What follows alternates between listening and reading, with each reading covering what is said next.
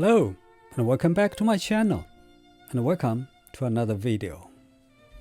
If you are new to this channel, my name is Frank Zhu, and I'm a college professor teaching sociology, history, and philosophy. I'm also an award-winning landscape photographer.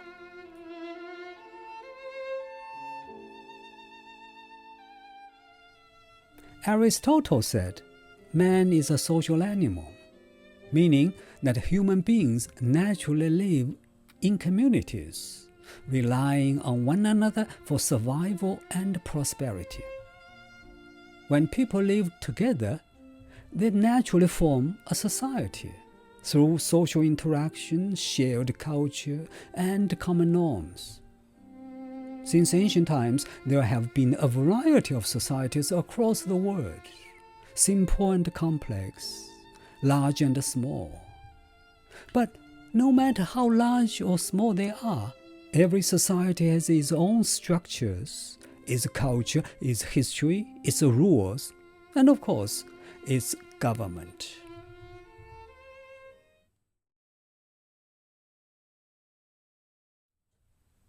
In the history of philosophy, what kind of society is the ideal one, and what kind of government is the best, have always been essential considerations for social and political philosophers. Different philosophers have written differently about what they envisioned as the best society, based on their own observations, perceptions, preferences, and dissatisfactions with their own societies. For example, Plato described what he considered the ideal society.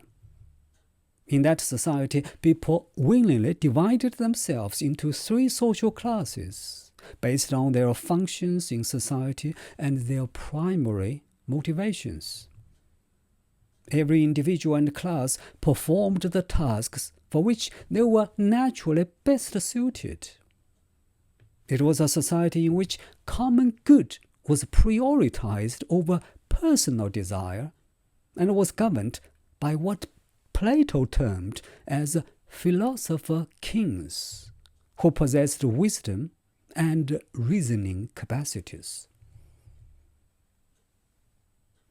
Confucius also championed a society with a hierarchical social structure, designed to achieve harmony and stability. It was a society characterized by virtue rather than by force, built on strong filial piety, with individuals strongly bound by strictly and clearly defined relationships, and governed by educated people with high moral characters.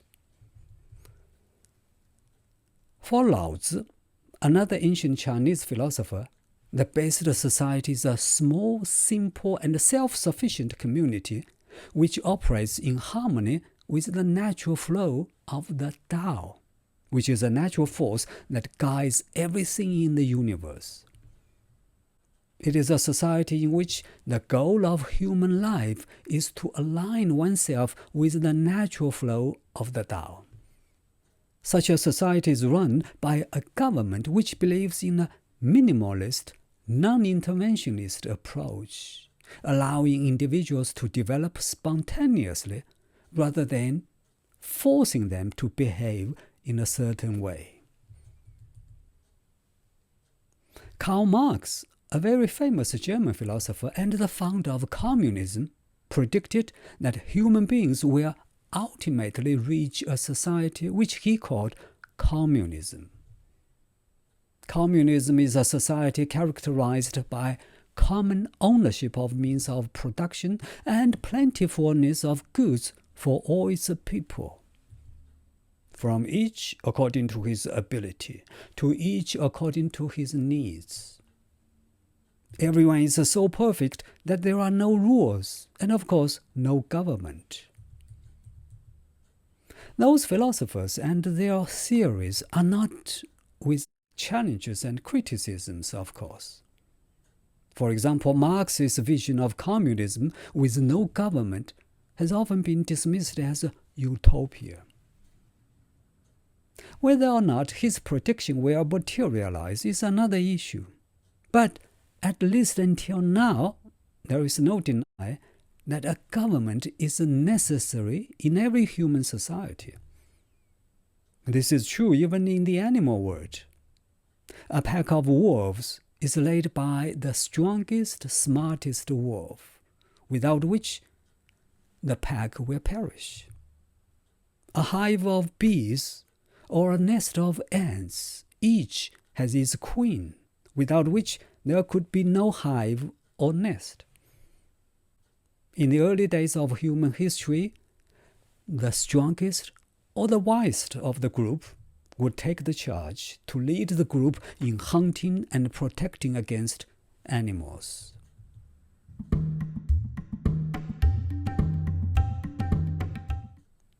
Therefore, who becomes the leader of a society is dependent on the nature of that society. In a warrior society, it is probably the best soldier. In an intellectual society, it may be the wisest scholar. In a society where money is power, the rule will be by the rich, a system called plutocracy.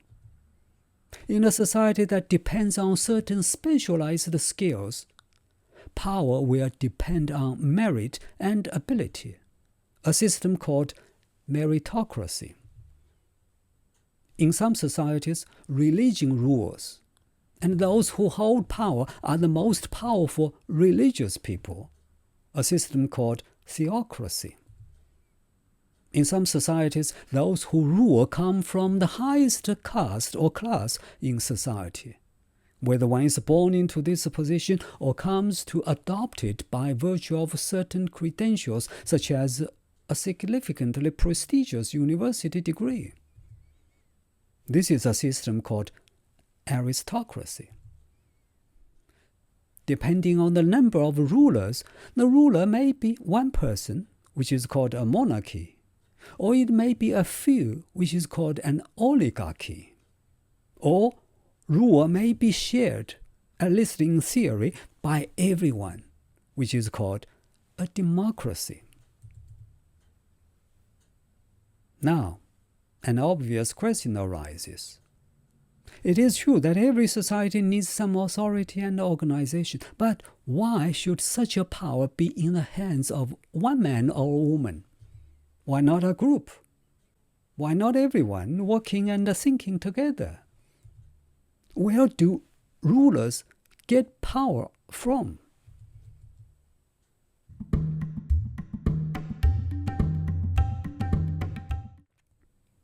And that brings us to the question, what makes a government legitimate? To put it another way, how a government has a recognized right to make demands which others have an obligation to comply to.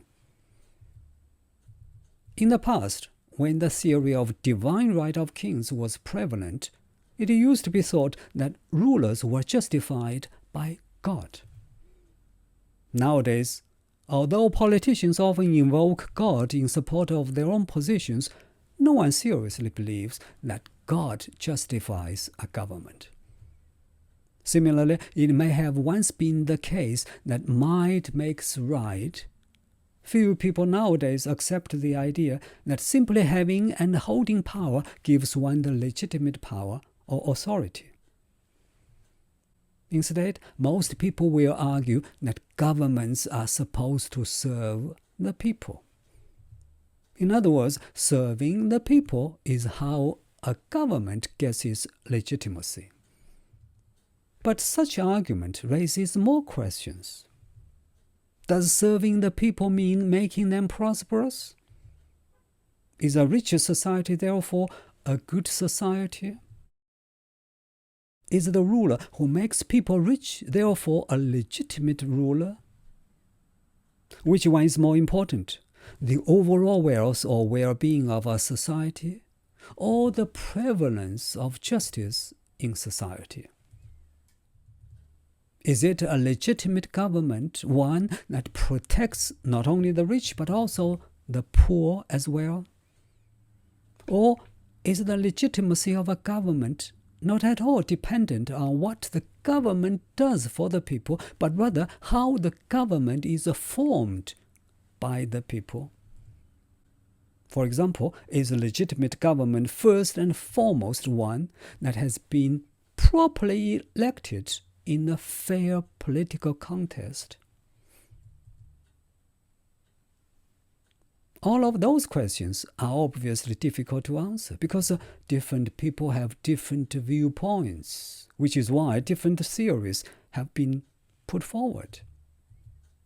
According to Max Weber, a German sociologist, there are 3 types of legitimacy, or 3 sources from which a ruler or rulers obtain their legitimacy. Number 1, traditional, referring to authority that is based on long-standing custom and habit. For example, a king or queen enjoys inherited power because that is the way things have always been. People have just taken it for granted one generation after another. Number 2, charismatic. That is, authority that is based on personal appeal or heroism of a leader. People recognize the power of such a ruler or rulers and obey them because they possess extraordinary personal qualities of a leader. And number 3, rational legal, referring to authority based on the validity of legal procedures, rules, and institutions. This type of authority is reflected in modern democratic institutions, where people grant authority to those who stand out as leaders through a series of legally recognized procedures and elections. Of course, Max Weber's theory is not without criticisms.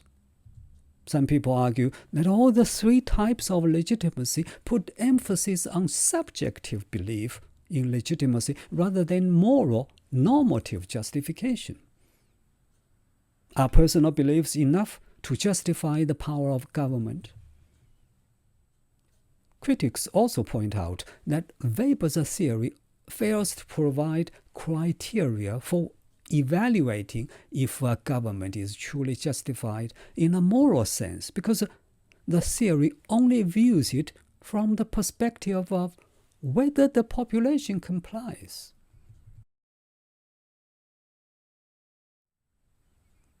In conclusion, it is inherently difficult to identify the so-called best society because different people have different values, personal preferences, and subjective definitions of happiness and justice.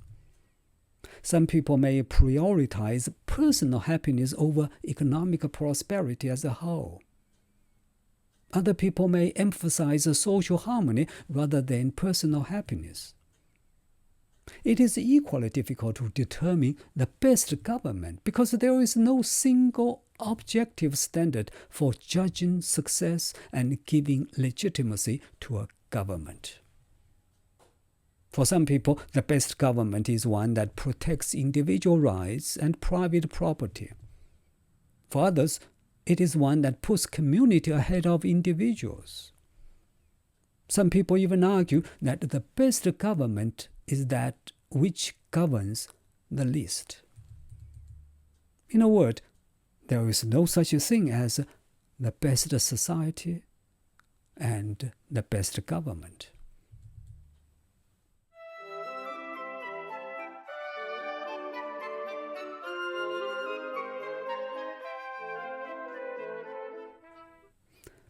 Well, I think that is all for today's video. As always, thank you so much for watching, and hopefully I'll see you in the next one.